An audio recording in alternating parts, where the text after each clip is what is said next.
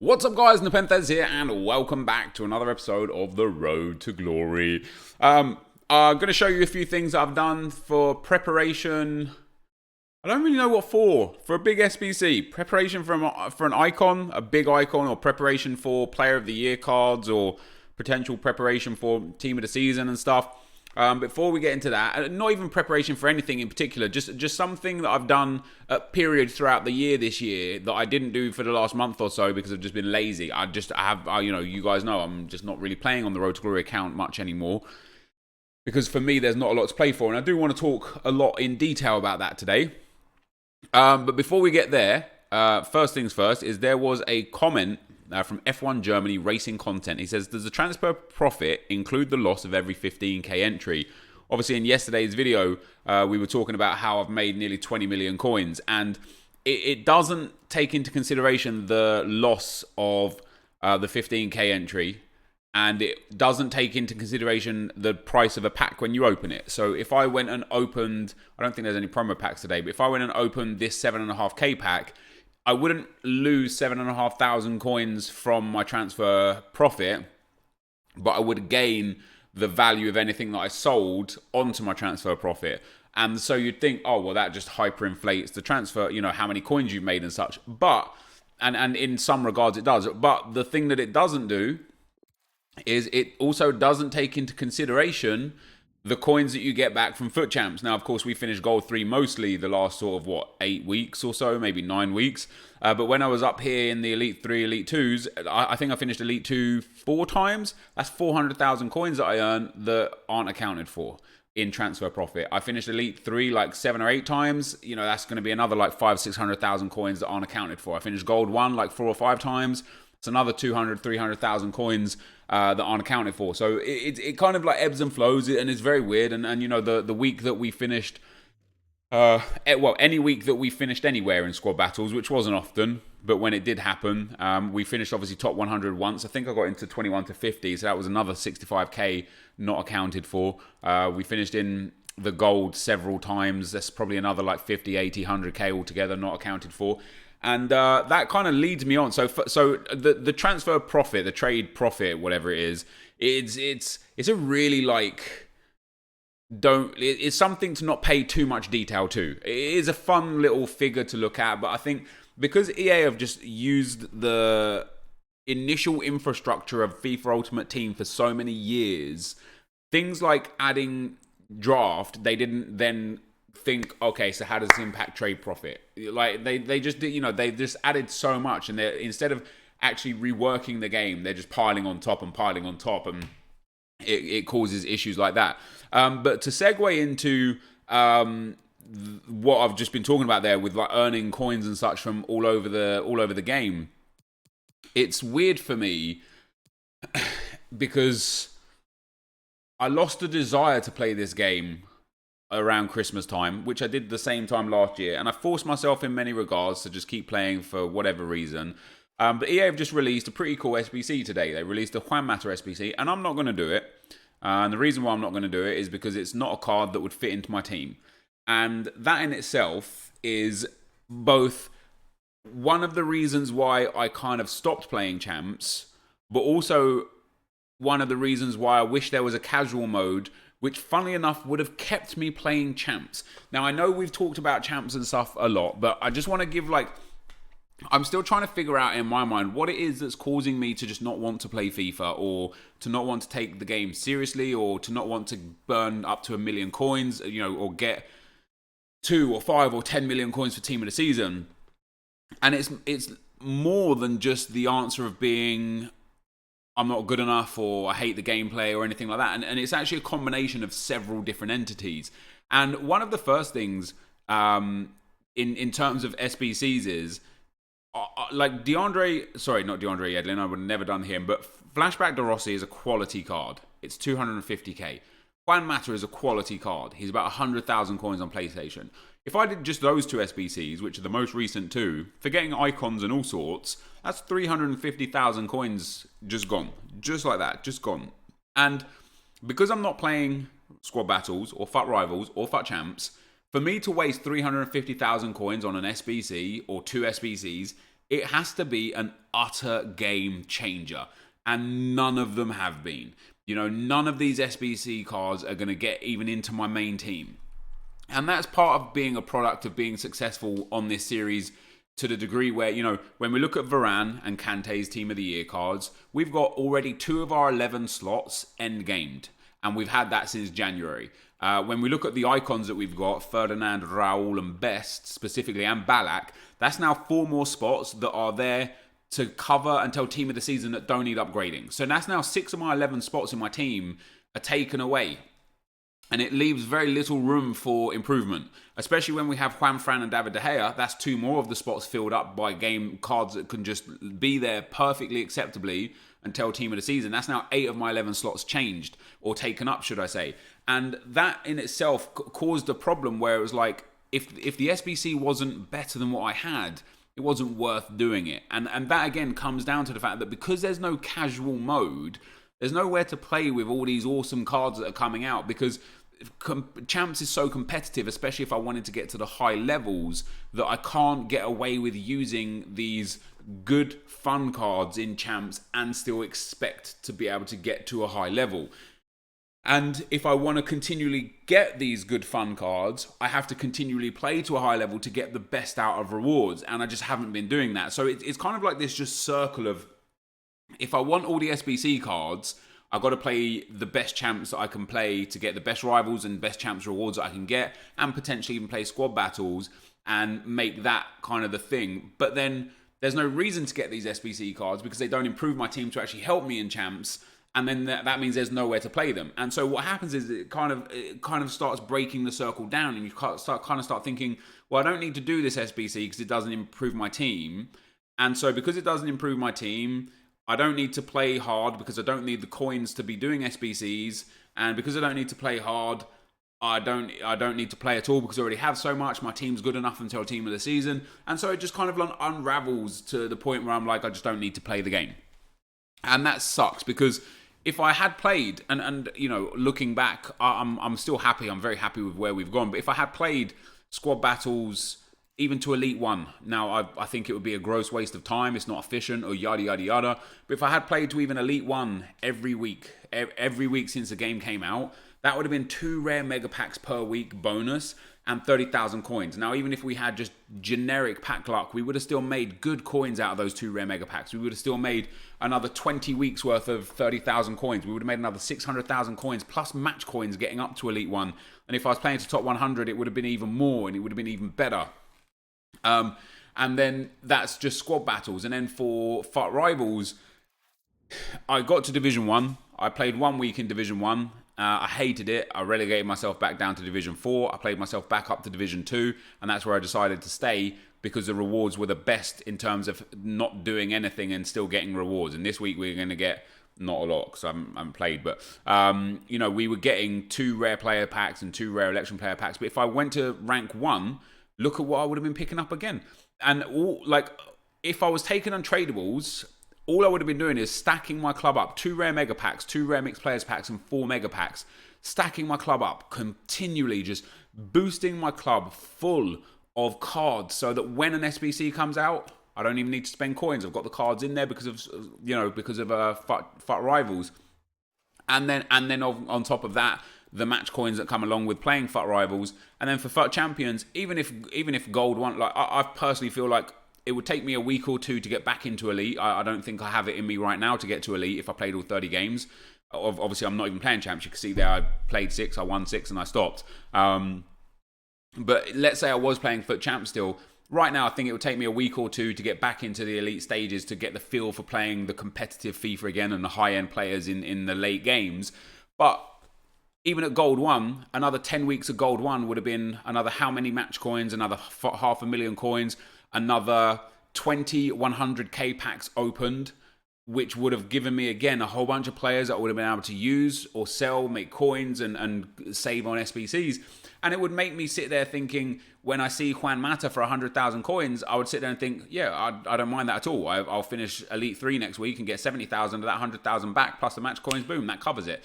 And so with regressing in everything, I've left my account in like this area of being stagnant. And there's there's an argument to be made, and this is me debating within myself, not even taking into consideration what you guys have to say or have an opinion about.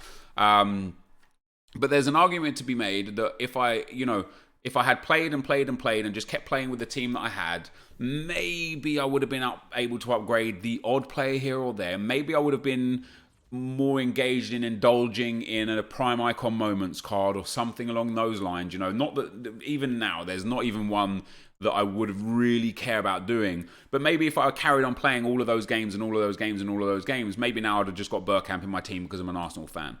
Maybe I would have got that Lothar Matthäus card because he's amazing, and I had like 7 million coins sitting there. Maybe I would have gone and got Javier Zanetti CDM card because it's brilliant, and instead of, I think it's better than Ballack. You know what I mean? Like that Zanetti and Kante together would have been just amazing as a CDM pairing. Maybe I would have got that Del Piero at 1.5 million because he is a true phenomenal player and is probably better than Neymar that I have at left mid currently. But the reason why I didn't go for those cards is because I don't have the coins. Like, I have to be smart with where I put my coins in. Now, as I explained in previous videos, I actually have, like, if I went liquid, and I haven't gone liquid on purpose, but if I went liquid, I would have about 5 million or so coins, maybe down as low as 4 million if I'm overestimating what I can sell items for, maybe as much as 6 million if I'm underestimating what I can sell items for, but about 5 million. Now, 5 million coins is a lot of coins when you think, wow, that's a lot of coins. When you think about SBCs, if we take even just the mediocre player SBCs or just the player SBCs, I don't even want to call them mediocre because for some people they're brilliant. But we've got Juan Mata at 100k, De Rossi at 250k, Rudiger's nearly 100k, Brandt 150k, and Thiago 150k, Yedlin is almost 200k. Even if we just take those player SBCs, the recent ones, we're like 2, 350, 4, 5, 6, 7, 8. Not almost 1 million coins worth of SBC cards right there, and so that would just be 1 million coins just gone for players that aren't good enough to make my team, and there's no casual mode to play them in anyway. And so it just already I have a lot of SBC cards anyway.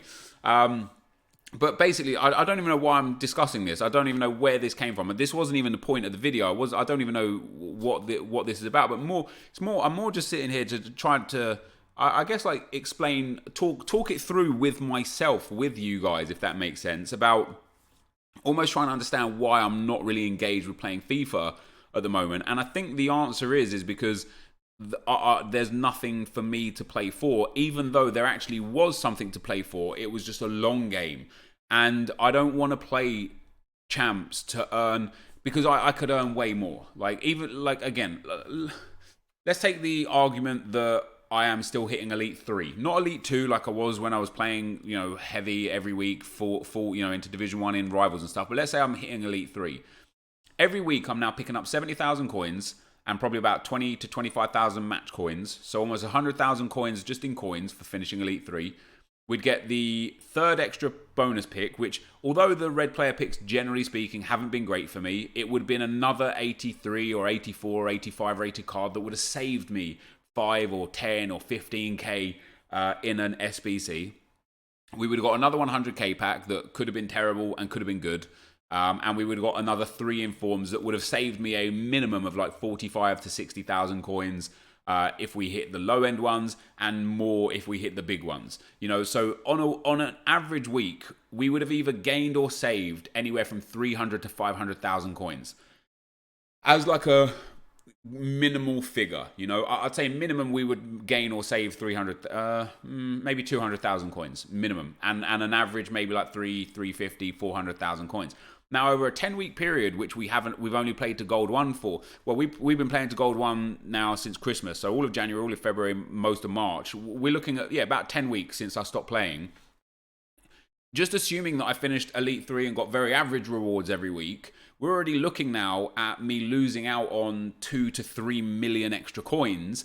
And if any of those informs were selling for 50 or 80 or 100k, or if any 100k pack had more than just your generic terrible 100k set in there, that would have also contributed towards that, to the point where we probably passed up on anywhere from 3 to 5 million coins by just not playing champs. And when I break it down like that in my mind, I sit there and think, man, it's only 30 games a weekend.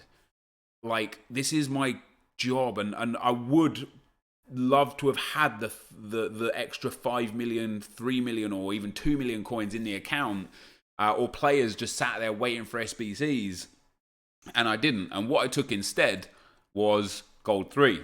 And in Gold 3, we got 30,000 coins 10 times, which was 300k. We still got probably like 12 to 15k match coins. So we probably made about 500,000 coins already. And then the 2 player pick special items obviously would have saved us some coins, but we're talking about the extra bonus item. And then the 2 megas and the 1 rare players pack, they would have made us some coins as well. But we're probably looking at, instead of 2 million as a minimum, we're probably looking at 800,000 as a minimum. And instead of potentially 4 or 5 million as a conservative average, we're probably looking at 1.5 million as a conservative average. So I've done, I've earned only like 30% compared to what I could have done if I played full champs. And that's not even taking into consideration the extra benefits we would have got out of FUT Rivals. So on that hand, like, I look at this account, and as I say, I was trying to just understand like what I want out of this game. Like, what do I want? And I just want something casual to go with the competitive, to give a reason to use cards like the ones you see on the bench here, like this NepentheZ. Like, if there was just a casual tournament, if there was just a tournament mode in general, I would be able to put together cool teams and play in a casual fashion, which is why I'm slamming draft so much right now, because I'm loving playing the draft. I don't mean slamming it in a bad way, I mean in a good way. Like, I'm just playing so much draft because I just get to build teams, play in a relatively casual setting, and get a nice reward potentially at the end of it. I think, we talked about draft already. I think the reward structure needs changing, but I love the casual effect of that. And it's sad for me that this NepentheZ card, this is a beautiful card. It is a brilliant card.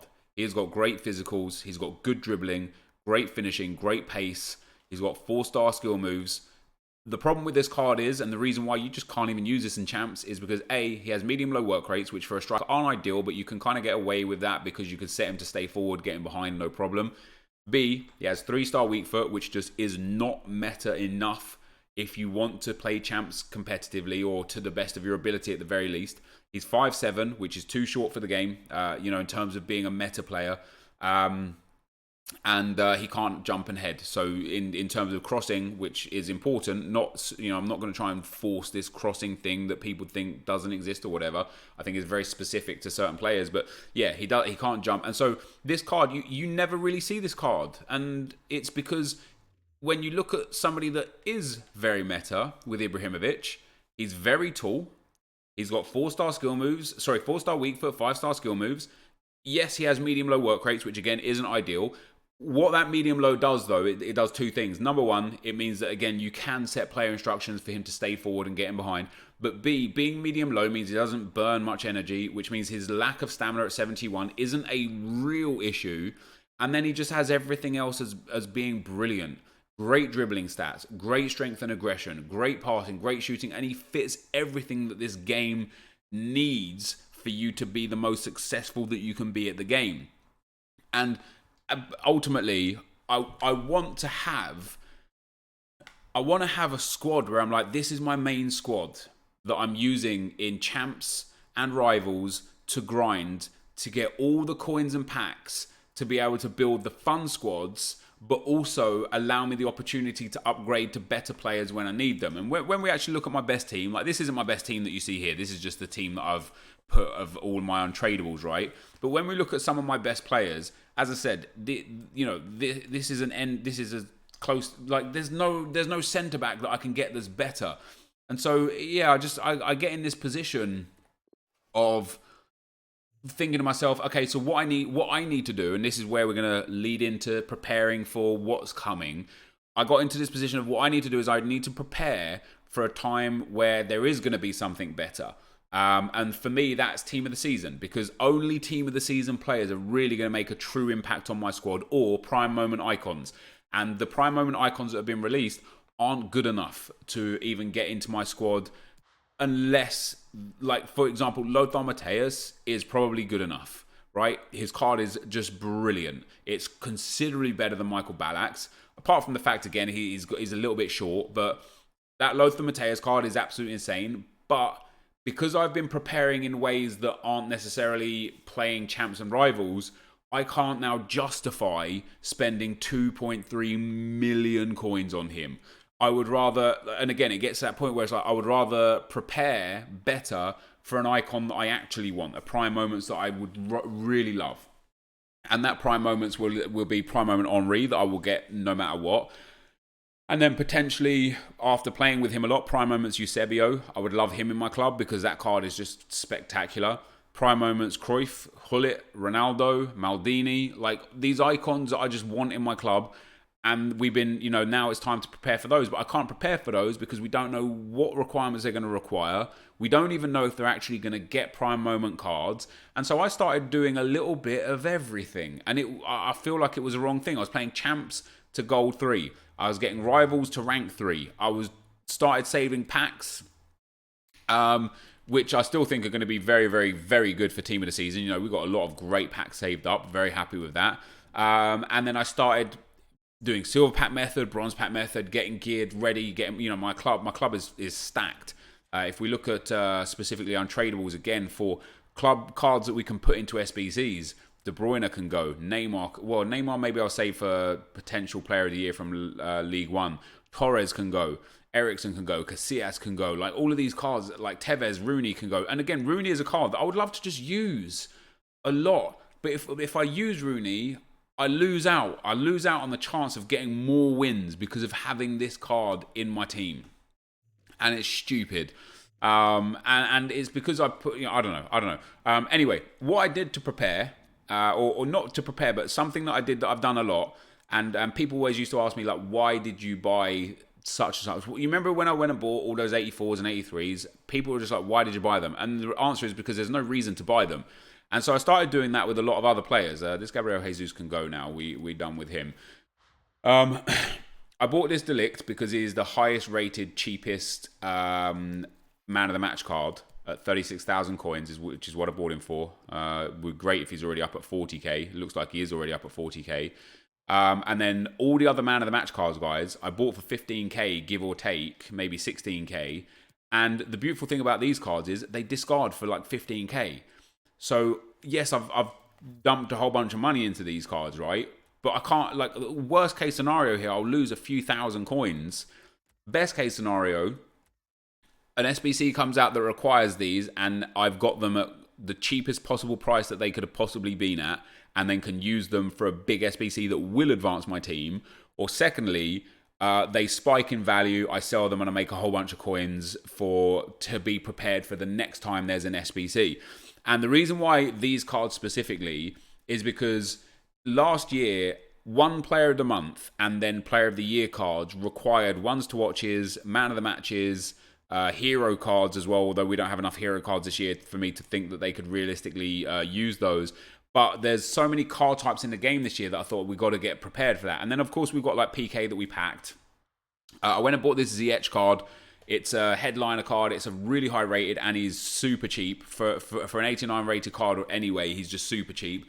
So I went and bought one of him. I didn't really get involved in other headliner cards because they're way too high rated and just way too expensive because they're live items. And I don't necessarily even think EA would ever require those in SBCs. But we've then got the 88 Pizzi and Moreno that are pack pulled, which is why I haven't sold these ones on yet because I own these. And again, I have just this little thing inside me that makes me think maybe, just maybe, EA will release a game mode in Ultimate Team that is a tournament mode like the World Cup mode, but it will allow me to use these players, just maybe. So I kind of hold on to these sort of cards for that. Fekir, of course, we packed in the same pack as PK. It was a brilliant pack. I loved it a lot. I went and bought this Fekir because he is a Champions League team of the group stage. 40k for his 86, and again, he was like a very, very high rated, a very, very high rated card that's quite cheap. That in terms of let me see if I can get it. Neymar Player of the Year SBC. In terms of the SBC, damn it, man, I want to just see the requirements. I've got my own video here. You're going to hear me. What's up, guys? NepentheZ here. So for Neymar, one of the segments you needed a special version of Neymar. But for one of the segments, for example, you needed 10 French League players, 2 Team of the Weeks, 2 one-to-watch or Team of the Tournament players, and it being an 85 rated squad. And so because they had to be French League players, this is a French League Team of the Tournament, relatively high rated player that could potentially boom in value if Neymar or Mbappe win it, and if the requirements are the same. The thing that turns me off of it and makes me think, oh, maybe the requirements aren't going to be the same, is the fact that generally speaking this year, the requirements haven't been the same in SBCs. EA have changed them quite dramatically. And then with Dzeko, 21k for an 86 rated. He's down now at 20k. I thought it was just, again, good value. I just thought it was good value. I picked up Fabregas 1 to watch. Again, French League, 18,000 coins. I picked up Naldo 1 to watch. French League, 19,000 coins. So in the instance of Neymar last year, I could go back and find the French League players on FUTBin and have a look at when, what would it have been? It would have been like end of April when the French League Player of the Years came out. Although they also required Team of the Season cards for the French Leagues because Team of the Season was already out at that stage. But you'll see that, I've got the Javi Martinez, which is a pack pulled in form. And then I went and bought Balotelli, another French League 1 to watch. Kagawa, because he's a super high rated 1 to watch for 12k, man.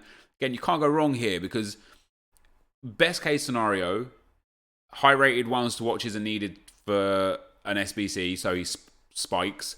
And he gets another inform and goes up to an 86, which would cause him to spike as well. Worst case scenario, you bought him for 12.5k, you can discard him for 10.5k, you lose 2k coins. And that is what, you literally can't get worse than I've lost 2k coins on this investment.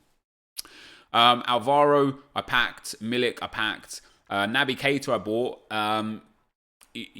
Again, a Premier League 1 to watch for 11,750 coins. Just brilliant. Giovinco I bought because he's just a cheap 1 to watch at 12,000 coins. Piatek and Fred as well. Fred, a Premier League 1 to watch for 13,750. Good for links. So I bought bought him as well. Bought all these 1s to watches just because they were dirt cheap. 12k, 15k, 11k, and 12k, right? And Versalco, a good 1 to watch card. I bought him with a Shadow Chem style on as well. And his bottom price is actually 15k. He's selling for probably more than that. Well, there you go, 15k still, but that's what he's worth. And with the Shadow, I'll get an extra few k out of him. I didn't go and buy Screamer cards. The Screamers generally are just a little bit too expensive right now because they've just had their boosts changed. So I'm going to wait until the prices settle on those ones. I did buy this Denea card, 12,500, but yeah, I'm going to wait until the Screamer boosts settle, the cards settle a little bit. And then we'll go from there. And then on happenstance, I bought this card a long time ago for 11,000 coins. This is one hero card that I do have, that if you do need a hero card, I've got one. I've had him in the club for a long time. And then we've got, in terms of tradable, lots of high-rated cards now that we've actually packed all of these cards. There's nothing bought here. They're all just packed cards. Did buy a few, again, bought a couple of these cards because, one more time, it's a case of... It's a high-rated French League card that's not special. Sorry, that's not gold, basically. It's a special card. So I did consider, because of how many promos they've done on the Champions League items like this, I have considered that for Player of the Year cards, there's a potential chance that they will require...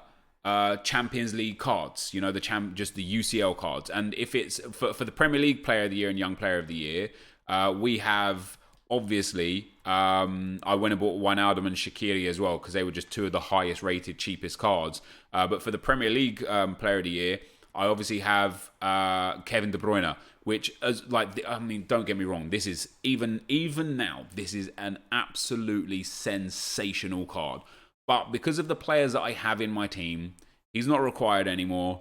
And this is a card that I would happily use in a squad that requires a Champions League card for a Player of the Year.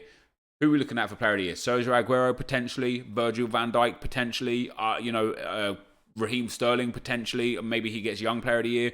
There's a lot of options there. And then we've got the red cards. And then we've got the flashbacks that I don't think they will ever require to use. And if they do require like a headliner card I've got Arnautovic in there. So, you know, I've basically geared myself. I've got myself prepared via that method, via the method of just picking up cards that are dirt cheap because there's no potential, there's no reason to buy these cards right now, and that's why I bought them. And of course, me making this video is going to create some stir in the market. A lot of people are probably going to go out and copy my investments right now, which is going to cause the prices to change. So if you want to be smart about it, don't copy my investments, A, at all, really. You should look for your own investments. But B, don't copy them today. Just watch the prices. If the prices start spiking, leave them be, wait until they settle back down, and then start picking up the cards. And if you've already invested in this sort of stuff, brilliant. But this is what I did. I basically spent about 1 million coins on just a whole bunch of cards for that exact reason. And we've sold 3 more items here. Oh, happy days. Got two cards, and I've also got some like high raters on the bench that. Oh, wait, didn't I use a Witzel? Yeah, I did. Yeah, I guess I didn't use a Witzel. High raters on the bench that again are just pack pulled and just waiting there to be used for some reason or another. And of course, we've got loads of packs that's going to get us loads of players as well, which is going to be great. So on the one hand, the account is in a really, really stable position. We've got great cards, great investments, 1 million coins in the bank, loads of packs saved, a good team that is only going to get better for cheaper during Team of the Season. But what I wanna do is like I want to make sure that I'm prepared mentally, as crazy as this sounds, to play a video game, but prepared mentally to play 30 games again per week during Team of the Season, because then there will be lots to play for. I can imagine we're going to get a whole bunch of amazing content during Team of the Season, because the content drops in FIFA this year have been outstanding.